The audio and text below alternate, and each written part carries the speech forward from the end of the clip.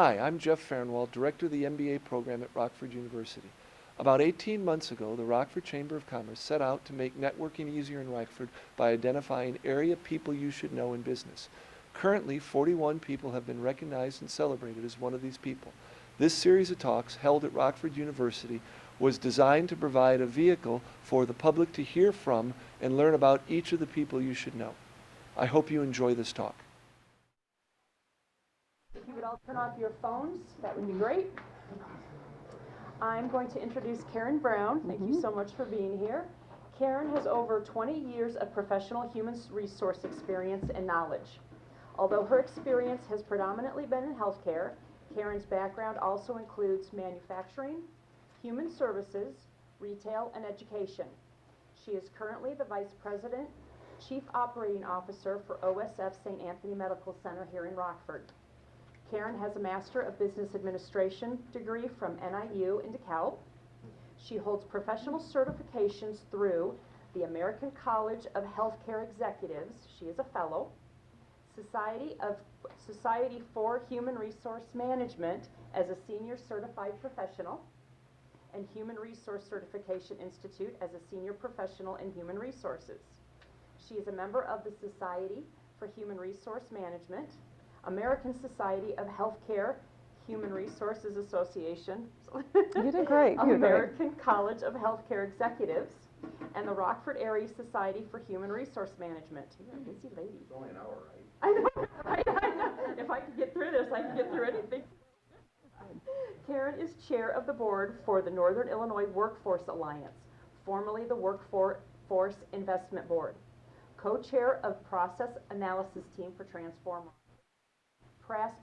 past president of the board for the YWCA of Rockford, board member of the Byron Chamber of Commerce. You did great. And the Discovery Center Children's Museum, and immediate past president of the board for the Central Illinois chapter of the American College of Healthcare Executives. She volunteers for the Golden Apple Teacher Award Program. Karen has served in several human resource leadership positions on a local and statewide level, and teaches human resource certification preparation classes through Northern Illinois University. Please welcome Karen Brown. Thank you.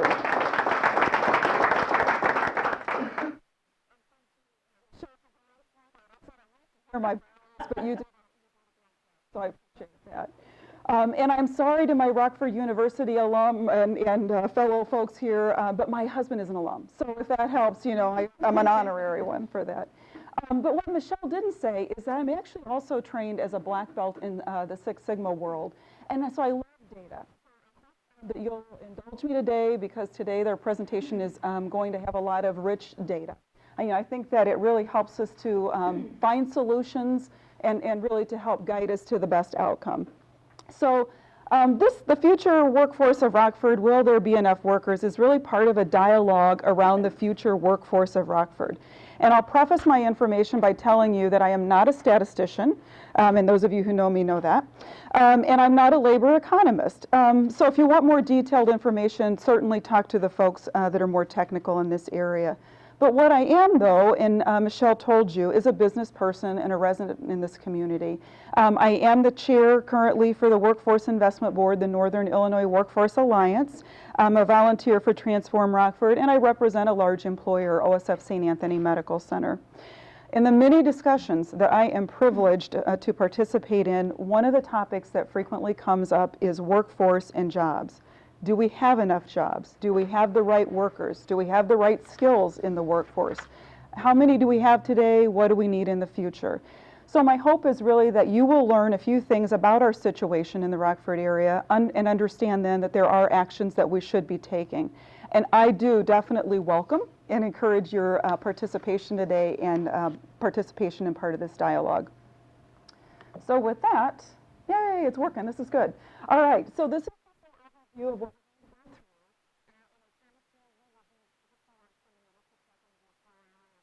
discussion, which I think, if we really delved into this, it could be. But we'll look at our current state, where we're at in the United States in general, just a quick update on that. And then we'll talk about Rockford and what's going on as far as the labor supply. You'll see some of the statistics and things we're going to cover. We're going to talk about the demand, what are some of the job openings and the numbers that we're seeing. And then I think most importantly, or what I find really interesting, is the trend and what the trend is looking like from a labor and supply standpoint. And then finally, we'll end up with closing the gap and some of the strategies that are out there. I have to tell you, as I look at this data, one of the things that I think about very strongly is, as I age, who's going to take care of me? And so will there be enough workers is really important and near and dear to my heart. All right. So with that, before we cover what's going on in Rockford, we do want to at least just kind of get grounded and see what's occurring within the nation. And the information that I will share with you comes from the Gordon Report. It's a consulting group that is used by our local workforce board and the Illinois Department of Employment Security, IDES. The Illinois Department of Employment Security and MC, an economic group, are the ones that provided the data for this presentation. And I have to tell you, I give a real special thanks to Tom Austin. I don't know if any of you know Tom, but he's our local labor analyst for the IDES, and as well as Pam Fettis and Dearcy Buckholtz with the Workforce Connection. They all three provided all of this data. Believe me, I did not make it up. It came from very credible sources. So as we look at the nation, some of it, I think we know what's going on. We know what's happening with our unemployment rate. But just so that I can ground us, do we know, is the unemployment rate in the United States going up or is it going down? This is the participation part. Down! Yay! Yay! Good job. It is going down. So just to give us that, no, this is good. You guys are. The unemployment rate actually fell from 6.7 to 5.6% this past year. So it is definitely going down. We are actually on track for full employment, and there was an article that I just read that said that the feds were saying that they really think by the end of 2015 that we will be considered at full employment. But by full employment, does that mean that there is still a percentage of the workforce that's unemployed? Yes. Yes. I heard five. Anybody else? Used to be four. Thank you. I'm sorry, Jeff. People that have stopped looking for jobs and just given up. You bet, and that's exactly. So there is a group that's out there. Five, I will give Gary credit, 5 is actually what was quoted by the feds in this article that I just read. So they're saying that we're on track to be at a 5% unemployment at the end of the year, and that's the Fed rate. But Bruce, I'm with you, at least in my learnings as I've gone through this over the years, 4% is kind of the number that, that we're looking at or that we typically look at. And exactly what you said, Jeff, as well, is that, yeah, there are always people that are in transition, maybe they're in between jobs, they may be going back to get back in school, they may be off for family reasons, whatever the case may be. We just anticipate that there's always a number of people that are out there that are not working. So that speaks to the full employment. Well, what are we seeing right now? The actual number of people in the job market is at its lowest, which is kind of surprising to me as well, especially as we see that the economy is picking back up again. So normally we see that people are re-entering and that they're coming back into the workforce. But this isn't happening. Why do you think it's not happening? Why aren't people re-entering the workforce? Yes. Andrew. Could be just opportunity gap. That's a very big hurdle to overcome to re-enter the workforce. Employers, it's a very hard thing to explain Right. gaps in employment. Right. Just it could just be difficult for somebody to get a job. Yeah, it could be part of it as well. Could be what Jeff said too, people just have given up. They gave up. Yeah. And then there's a skill gap. We're going to talk a little bit about that too. Skill gap. Yes. They might be making less. Right. Wages could be in there, and that's a factor as well. Well, some of the things that are out there too, I think most of us think about this too. Some of the reasons that may be out there, one of them, baby boomers are starting to retire. So we're starting to see a larger number of people that are actually leaving the workforce. And that, through this Gordon report, their information tells us that that's about half of the reason. The other half, and I thought it was interesting that they noted in the demographics that males between the ages of 25 and 50 account for the next largest group within this population that's not re-entering. And, and I think about that. In fact, I was talking with somebody about this, and they said, well, yeah, they're living in their parents' basements. I'm like, well, I'm sure there's more to the story than that. But you know, certainly then you start thinking about, you know, how many more situations do we hear about stay-at-home dads?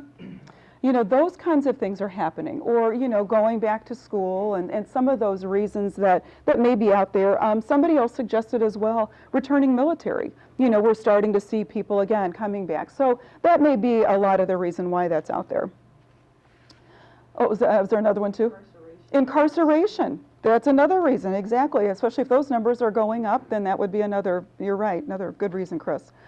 So according to the Gordon Report, to add to this, we're confronted with a legacy of over 2 decades of neglect by business and the wider society in developing our workforce, at least at the rate that's needed. The report states there is a human capital time bomb coming from this ignored updating of worker skills and providing students with education and training for the 21st century careers. And I think, Jeff, that goes back to the skills gap, again, that you were speaking to. Well, what can happen? Make sure I push this okay. The outcome, and I know some of you in the very back may not be able to see this, the outcome could be economic stagnation. And I don't know about you, but that whole phrase did not sound good to me. I don't want economic stagnation, so we're not going to go there on what all that means, but it just does not sound good. All right, so I promised you we're going to talk about what's happening in the Rockford area. And for the purposes of this discussion, we're going to talk about the Rockford Metropolitan Statistical Area, the MSA, Rockford MSA, which includes, and this is Rockford, Winnebago, and Boone counties, the 2 areas, which is in this population about 345,000 people. And I mentioned earlier that our data is pulled from Illinois Department of Employment Security and then Economic Modeling Specialists International, or MC, which is where our local workforce folks pull their data. All right, now I know you're all excited about this. So what is our current unemployment rate? And as you look, this is a graph that goes from 2004 to 2014. And you can see that at our lowest point, we were at 5.6%. And where was the nation at? Right now, at 5.6%. We're currently at 9.5% in 2014. So, you know, we're still a lot higher than the United States number, but you can see we're actually on a relatively good trend. I think that's helpful to make sure that we know. What happened in that 2007, 2008 time frame? We had a crisis, an economic crisis, an economic tsunami, you know, for lack of another word. So yes, and I know it doesn't cover it in this one, but just this is kind of a bonus question. And I won't ask you if you were here in 1982, but does anybody know what the unemployment rate in the Rockford area was in 1982? 23, 20, I was going to say 25%, kind of in that range. So we've weathered some pretty rough storms in this region. So 9.5 is still high, but it's, you know, again, it's certainly not as bad as we have seen in the past, and I do believe that we're on a good trend. One of the things that was shared with me too, as I was talking with Tom about this, is, you know, not all of our unemployed are actually related to the Boone and Winnebago County job or workforce. Some of this happens because there are layoffs that occur in Chicago and the surrounding areas, so you know, they're accounted in this number. The workforce, the definition for unemployment or unemployed is people who are available, able, and looking, and between the ages of 15 and 65. So that's just to kind of help ground you in that too. Many of our unemployed, and this is just a plug for the Northern Illinois Workforce Alliance Board, many of the unemployed are actually going through programs that are funded through our particular group, so they're getting some support that way. So we've talked about the percentage. This is the actual numbers of people. So when you start looking at, again, the lives and the bodies of people that are affected, and for those of you who are in the back, the 2014 number is running around 15,000, and that number does include some people who are not currently receiving unemployment benefits, but they have in the recent past. There's a factoring that's included in that. So then we talked about the number who aren't in the workforce. This is the number that are employed. And again, it's just kind of the reverse of some of what we were seeing before. Our numbers from 2004 to 2014 are down about 2.5% or 2.5%, so really not too bad.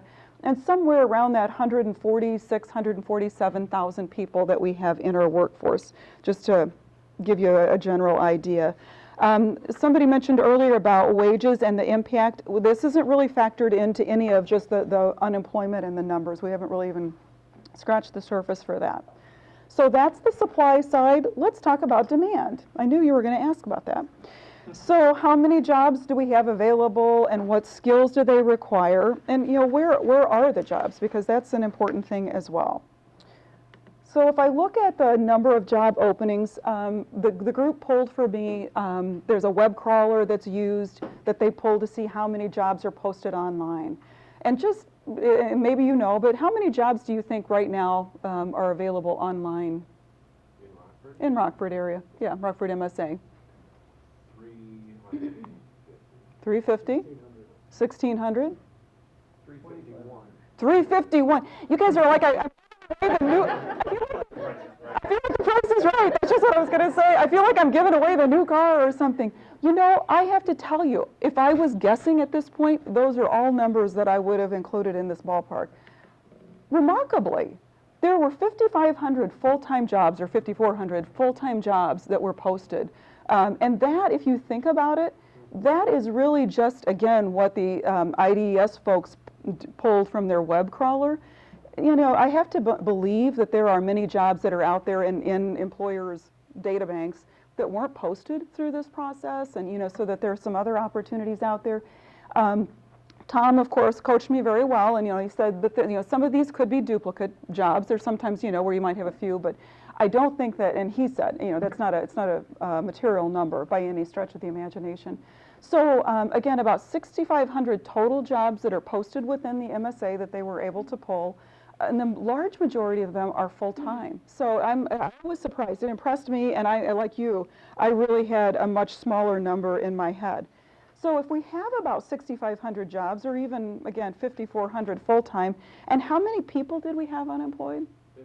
15,000, exactly. If we really were able to match up people, if they had the right skills for those jobs that were available, I did just some quick math, and it was about 6% unemployment. So it really has a huge impact, on that particular number. So I thought that was an interesting piece as well. So where are the jobs? Who's got them? Well, here are some of these, and again, I'll kind of give you at least a couple of the top ones. I'm willing to share this. If anybody wants to leave their email address, I'm happy to push it out to you. But the top is Rockford Public Schools, and it has the current number of postings compared to a year ago, but their current number of postings is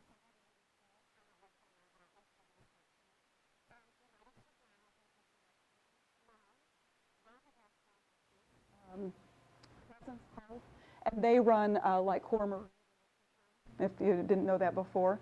Meyer, the new grocery store, Woodward, and they have 32, and I'm not sure, I didn't get a chance to ask whether or not this includes, as they're starting to populate their new facility, if this really includes all of that. I don't believe that it does, so, that number will go up. Aerotech, Thermo Fisher, Chrysler, and they just had a nice ad this morning about cars and buying cars this morning, so that's a good thing. And then Rockford Health Physicians and so on. So just to kind of give you an idea. So really, again, they're just kind of all across the board between, bless you, between different employers. And then I included this slide too with me, and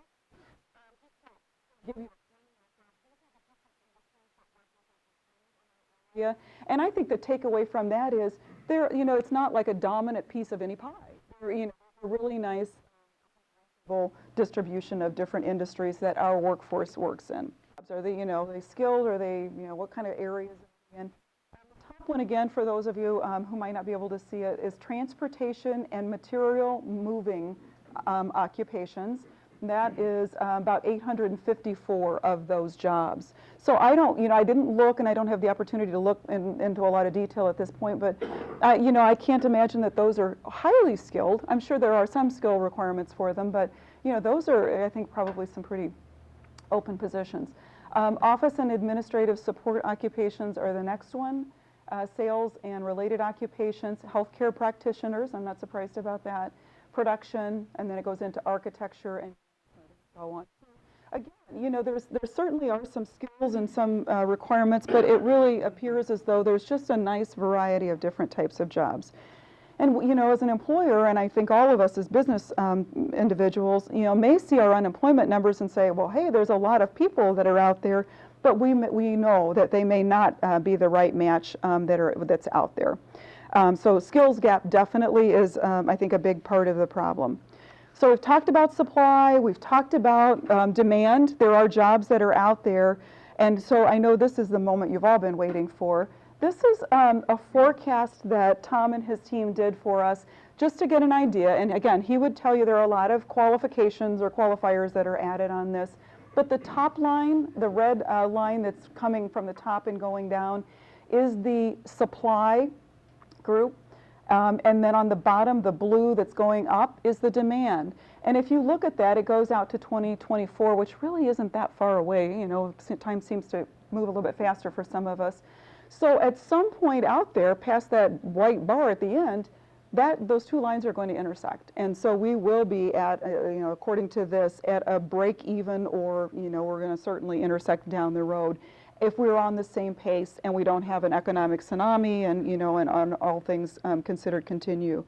So, when I look at even with those variables that may affect it, this really does give me pause, and it should give us all pause. This next slide is the same data, but it's just kind of shown in a different way. So again, the blue on the top are the occupations and the demand, and the red on the bottom is the workforce participation, so it's going down. And I just did some quick math on that one. The difference between the two is 27,000 people. So in again, almost 10 years or even a little bit less, we're looking at a bigger gap in the workforce potentially than where we're at right now. So again, from my standpoint, it makes me kind of stand back and say, wow, what are we doing? And we may not have the workforce that we need. Just to add in a little more food for thought, then I added just a couple of the demographics for us. This is some population information, and it says between 2010 and 2013, so over the last 3 years, we've dropped about 1.5%. So not huge, but that's certainly in there. This is population demographics, and I apologize, for some reason this slide does not seem to want to work well, but it gives us a median age. The first bar chart, the first bar graph here, the yellow, orange, and the pink, are the national U.S. information. The second group is Illinois, and the third group is the Rockford MSA. And just so that you can be grounded, the total is the gold bar, the male is orange, and then the pink is the female. What's interesting to me is I just look at the median age. The median age in Rockford is 38.5. We are a lot higher than Illinois, which is at 36.8, and then for the U.S. at 37.3. So we are an older population in comparison to the rest of the group. And then another area, and the education obviously is an area that we want to look at. What this tells us, it's got the first grouping is less than high school graduate, and again it goes USA, Illinois, and then our local MSA. We're about the same. We have a little bit higher than Illinois number of people who don't have their high school or GED. And for those of us who are connected with the Workforce Investment Board, we know that we've got about 45,000 individuals in this area that do not have a high school diploma or GED that could. So it's a pretty high number, even though percentage-wise it's not too bad. Our high school graduate percent is pretty good.